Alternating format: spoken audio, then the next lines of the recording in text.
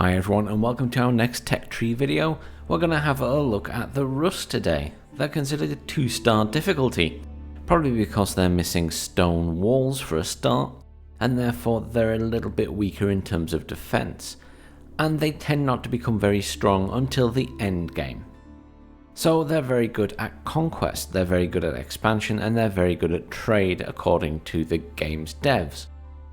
The Rus derive great benefit from the countryside. They are able to gather resources more readily from hunting and forestry and can field strong combat units. Enemies face strong early game fortifications and a diverse economy that cannot easily be disrupted.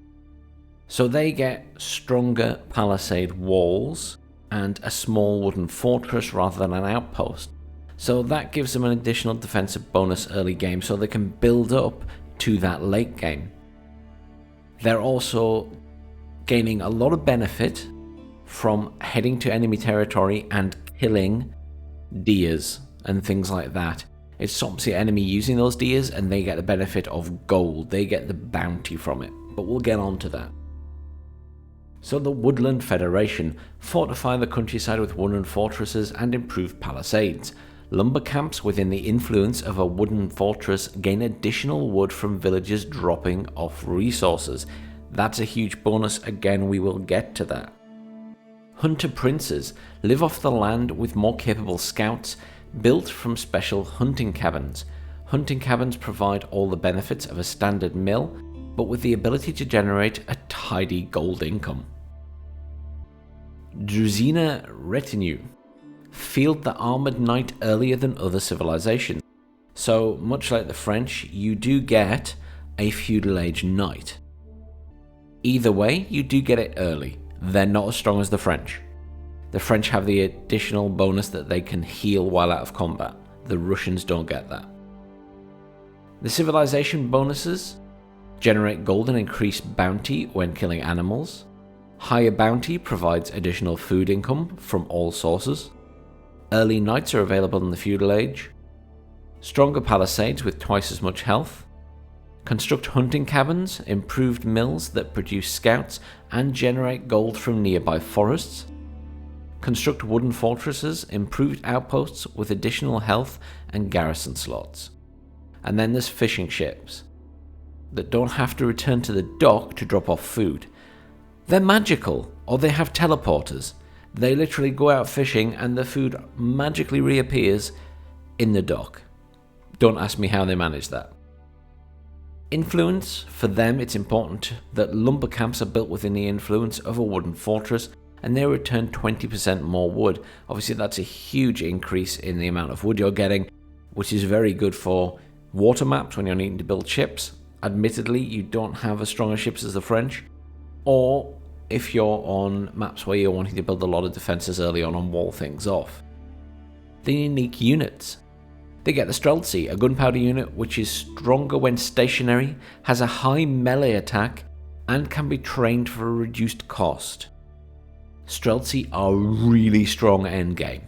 I mean, they're an endgame unit, and they are really strong. This is my point, if you can get the Rus to the endgame, you're really going to do some damage to most civs. You know, these are a really good side if you can get to the end game. They're not bad early game, but their strength definitely for me comes at the end game.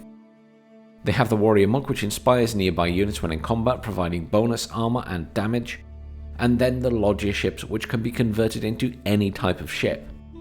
So you build a ship and then you can convert it into any type. We'll get to that when we get to the dock. Onto the tech tree itself. We have the town centre, which has our usual villager scout and textiles, nothing special there. We get our house, we get our hunting cabin, which is the replacement for the mill. It can build scouts, it has survival techniques, wheelbarrows, professional scouts, horticulture, fertilization, and precision crossbreeding, all the usual upgrades. One thing to note is, village can drop off food at this building, it has the technologies to improve food, and it generates gold based on the number of nearby trees. Gold rate decreased by other nearby hunting cabins, so you can't build them all next to each other. Apparently, as long as you don't build within the influence, which is the circle around it, then it doesn't affect the other hunting cabins near it.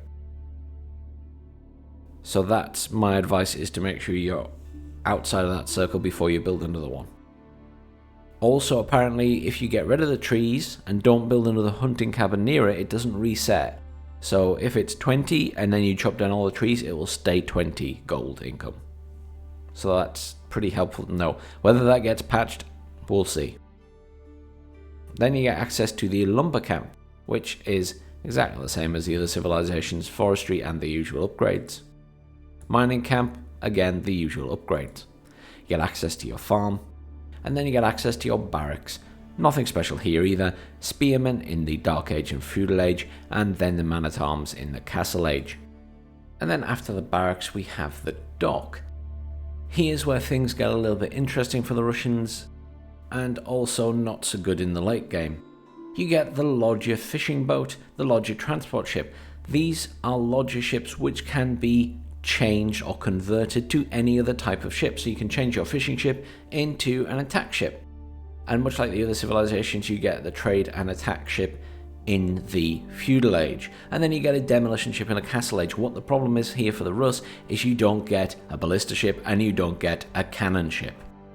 So you get your usual upgrades for extended lines and drift nets, your navigator lookout, additional cells, armored hull.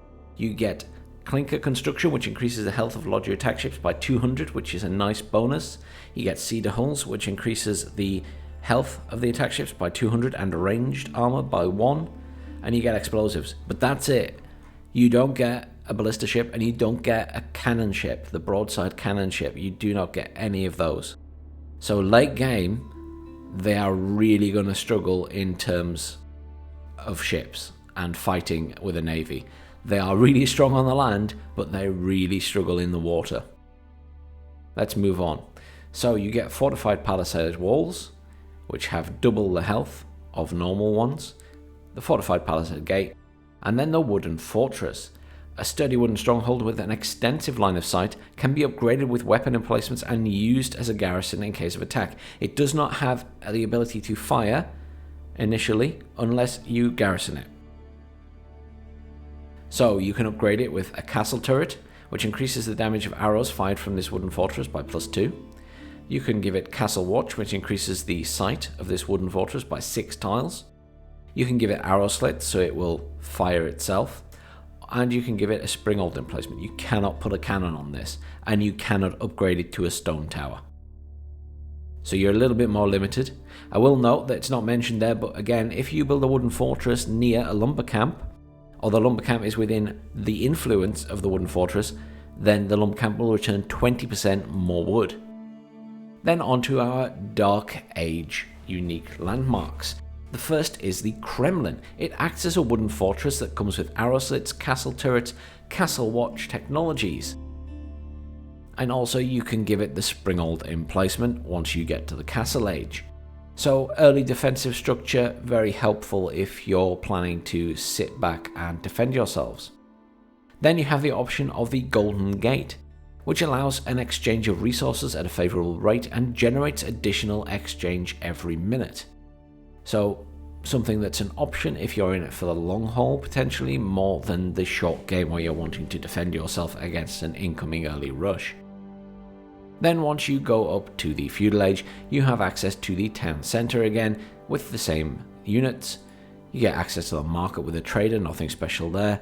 And then onto the Blacksmith, which has all the usual upgrades: melee damage, range damage, melee defense, and ranged defense, as well as siege engineering to get access to rams and siege towers, and the military academy. You get access to your battering ram siege tower if you've done that upgrade. Then onto the archery range, which is where we get one of our unique units. So we get our archer in the Feudal Age, crossbowman in the Castle Age. We also get access to the horse archer, which not many civilizations do.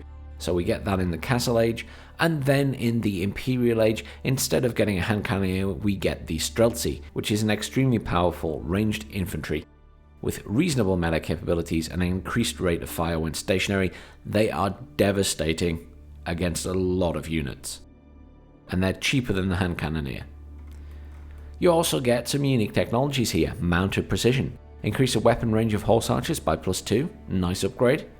and also double time. Streltsy gain a double time ability which increases their movement speed by 30% and speeds up their static deployment time by 50% for 10 seconds. So this is an activatable ability, so you will want to remember to activate it when you've paid for that upgrade. Onto the stable. So, much like the French, we get our scout, we get our normal horseman, the light melee, and then we get our heavy melee cavalry, the early knight.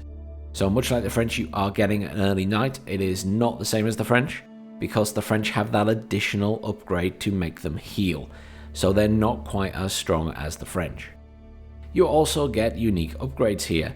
Boyar's Fortitude increases the health of Rus cavalry by 20, and then Knight Sabers, which increases the melee damage of knights by +4. Very nice upgrades, well worth doing if you're going to be using horses. Then onto our Feudal Age landmarks. The High Trade House generates gold like a hunting cabin, with the value increased by 200%. Spawns deer every 60 seconds, and villagers can drop off food at this building. Basically, it's like an advanced mill with all the same upgrades. The other option is the Abbey of the Trinity.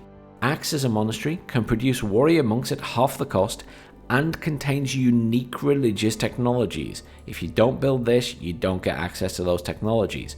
So you get your warrior monk at half the price here.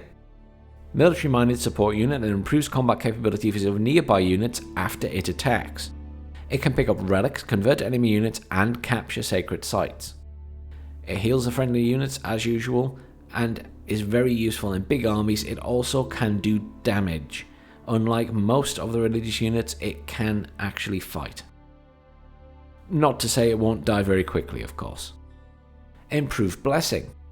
Improve the damage granted by Saint's Blessing by +1. So the warrior monk gets an additional ability. They have the ability to use Saint's Blessing, which improves nearby military units. You also get Saint's Reach, which increases the range of Saint's Blessing by 3 tiles. You get your usual herbal medicine upgrade, piety, and tithy bonds. Moving on to the Castle Age. We get the Keep, which we get a Springald emplacement, and the option of a cannon emplacement at this Keep, which we don't for the Tower. You also get the Boiling Oil upgrade as usual. You get the Monastery, which as you can see you don't get those other unique technologies, but you do get Blessing Duration, which increases the duration of Saint's Blessing by 10 seconds. So that's something you can still get in the Monastery, you just don't get the others from the Abbey of the Trinity. Then you get the Siege Workshop, where you get your Springald, your Mangonel, your Counterweight Trebuchet, and a Bombard Cannon.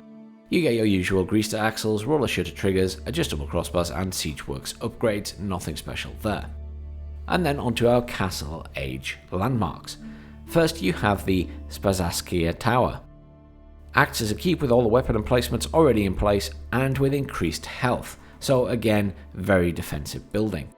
Then you get the option of the High Armory. Decrease the cost of siege engines in nearby siege workshops by 20%, contains unique siege engine technologies. Let's have a look at those. The Wandering Town, ram damage increased by 100%. Siege crew training. So setting up and tearing down the trebuchets and mangonels becomes instantaneous, there is no waiting time. Fine-tuned guns, reduce the reload time of bombards by 25%. And Banded Arms, increase the range of Springalds by 1.5 tiles. These are massively powerful upgrades in the late game. It is one of the reasons you will see Rus players using a lot of artillery late game.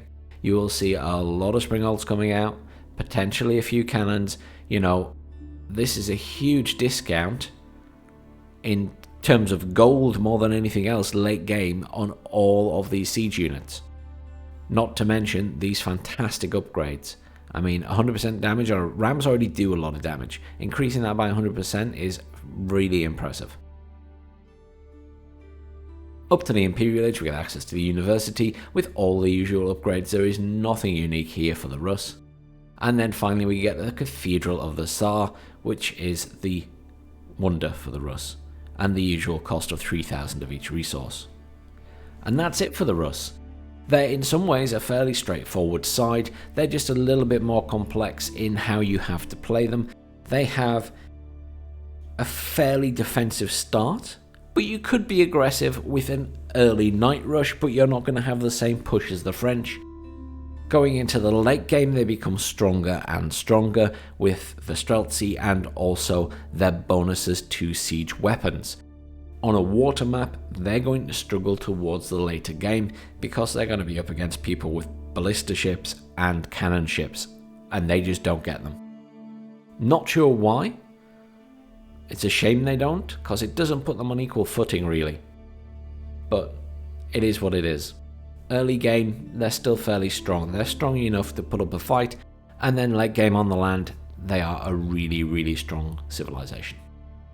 Thanks very much for watching. Please, as always, do like, share and subscribe. Stay tuned, we only have a couple of civilizations to go on this tech tree rundown, and then we'll have a look at doing some other videos, maybe some builds for the start of the game to try and help people who are just coming to the game and want to get a bit faster in building up their economy. It's something I'm always practicing and changing anyway. Thanks very much for watching. Have a fantastic weekend.